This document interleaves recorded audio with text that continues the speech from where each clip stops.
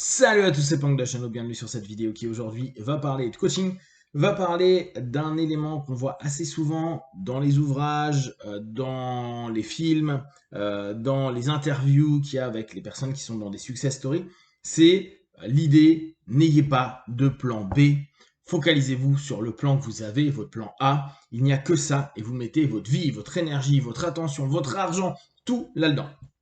Alors, même si sur le papier, je trouve l'idée sympa, n'ayez pas de plan B, parce que ça te détourne du plan A, cool.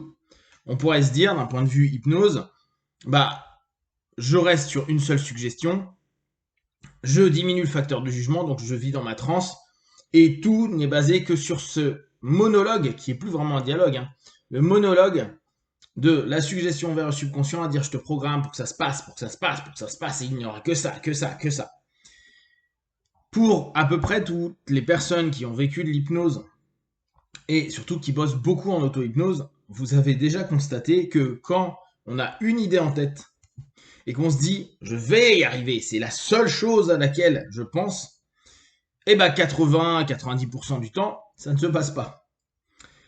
Je parle pour des choses un peu importantes, hein, parce qu'en général, ces gars qui vous font des grosses pitchs, c'est pour des chemins de vie, des boulots importants que vous voulez avoir, des rencontres fabuleuses que vous voulez créer, etc. etc. On ne parle pas de réussir un petit truc, et encore petit est toujours relatif par rapport à ce que nous, on perçoit. Donc, on s'aperçoit que sur des éléments un peu sérieux de nos vies, qu'on bosse en auto-hypnose, en autosuggestion, en programmation, en visualisation, eh bien, on a des retours sur certains éléments, mais pas sur tout. Et qu'il y a plein de moments, bah, ça le fait pas. Donc, rester à répéter toujours la même suggestion, rester à garder plutôt constamment cette stratégie à se dire je n'ai qu'un truc et je ne fais que ça, et je ne fais que ça va avoir ses limites. Peut-être pas avec nous, on peut être aligné, ok, en phase, mais par rapport à la vie, le monde extérieur, le système, qui va nous foutre des bâtons dans les roues, voire carrément nous imposer de modifier quelque chose. À chaque fois, moi, que j'entends ça, bah, je reviens dans mon monde à moi, qui est le monde des arts martiaux, et où je dis à mes gars, alors en jujutsu ou en MMA, en lutte à livre, je dis, ayez toujours une alternative. Soyez binaire. Tout le temps binaire. Quand vous commencez un exercice, quand vous commencez un combat, ayez en tête 0-1, 0-1. Pourquoi? Parce qu'on s'est aperçu que quand il y a une opposition forte et qu'on a une stratégie, on se dit, ouais, bah, je veux faire tel élément. J'ai mon plan A. Bah, le gars, il est peut-être pas chaud bouillant pour que vous alliez jusqu'au bout de votre plan A. Et la vie, bah, c'est un peu pareil. Il en a un peu rien à foutre de nous, hein. La vie, elle ne nous attend pas, elle continuera après nous. Mais il y a des gens qui ont peut-être les mêmes idées que vous, les mêmes ambitions, travaillent autant que vous, sont autant focalisés. On le sait très bien. On a un monde de concurrence. Beaucoup de personnes veulent la même chose, sauf que l'offre, bah, elle est très limitée. On sait ce que ça donne. Et ça peut être assez compliqué, et on n'est pas forcément dans la réussite. D'ailleurs, c'est un des défauts de ces speeches, hein, je pense qu'on est tous d'accord, c'est que les gars te parlent des peu de personnes qui ont réussi, en disant que bah, c'est un facteur qui a fait qu'ils ont réussi, alors qu'en réel, je crois qu'il y a Marketing Mania qui a fait ça il n'y a pas longtemps, c'est multifactoriel. Il n'y a pas que le fait de travailler comme un ouf, ou d'être super focalisé, il y a eu plein d'éléments qui fait que bah, ça ouvre plus de portes ou pas. Donc, cette notion, il y a un gars en face de toi qui dit bah non, toi tu as cette stratégie, mais moi j'ai une stratégie, j'ai une orientation, je veux aller quelque part, j'ai une force, et bah je vais m'opposer à toi. D'où le principe du combat. Le combat, ça va être d'entraîner vers la réussite d'une stratégie que j'ai. Le problème, c'est que si je reste que sur une stratégie, que le gars a compris comment bloquer cette stratégie, eh ben, il y a des moments où ça marche. On le voit dans des matchs de boxe, on le voit dans des matchs où des mecs ne font que ça, puis on voit genre le dernier round ou la dernière minute, bam, ça passe, le gars tombe, c'est fini, youpi youpi.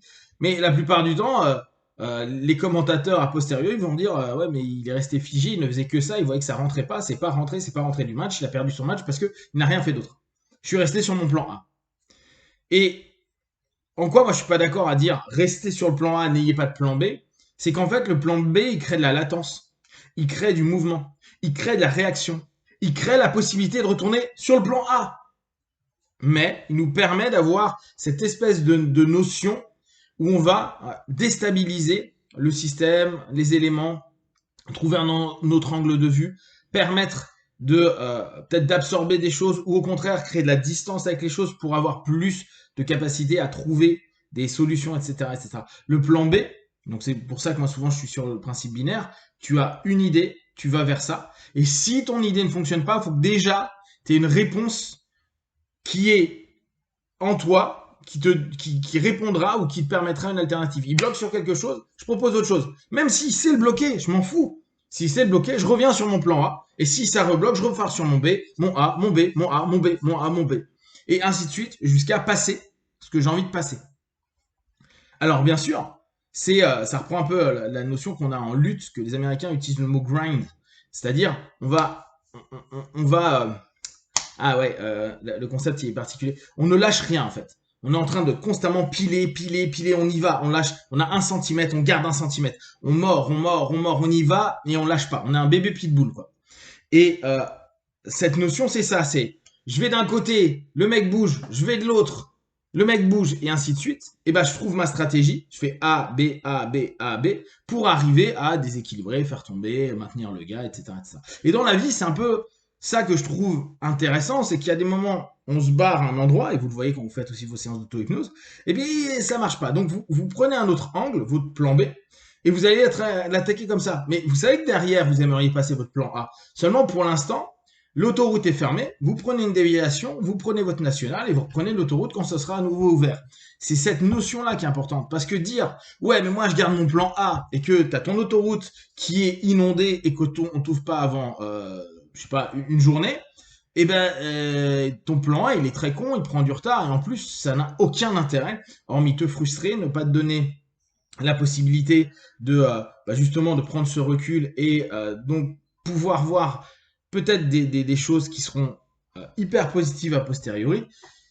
Et c'est ça qui est gênant dans ce discours qui est complètement monomaniaque à un moment donné. C'est bien d'être ultra motivé. C'est bien d'avoir une idée en tête. C'est excellent d'avoir des objectifs clairs, définis. C'est excellent de savoir ce que vous voulez, ce que vous souhaitez mettre en place. Trop bien. Mais quand il y a un truc qui va pas, devenez MacGyver. Trouvez des solutions, trouvez des alternatives, regardez ce qu'il y a. Et le mieux, ça c'est mon point de vue, c'est de préparer le plan B. C'est de se dire, si ça ne fonctionne pas, je fonctionne comme ça. Et quand je dis préparer un plan, c'est pas dire A, B, C, D, E, F, G, H. C'est de se dire, globalement, si ça ne fonctionne pas, j'ai le concept de ce que je vais pouvoir faire en alternative pour pouvoir récupérer mon équilibre, pour pouvoir récupérer la direction où je veux aller. En somme, vous êtes comme un GPS qui a un itinéraire alternatif, mais vous le connaissez d'avance. Vous savez que si ça bloque à cet endroit-là, vous prendrez telle sortie parce que c'est plus pratique pour vous, même si vous perdez 20 minutes, 1 heure, mais au moins, vu que là c'est bloqué, vous l'auriez perdu, voire même vous aurez perdu plus de temps.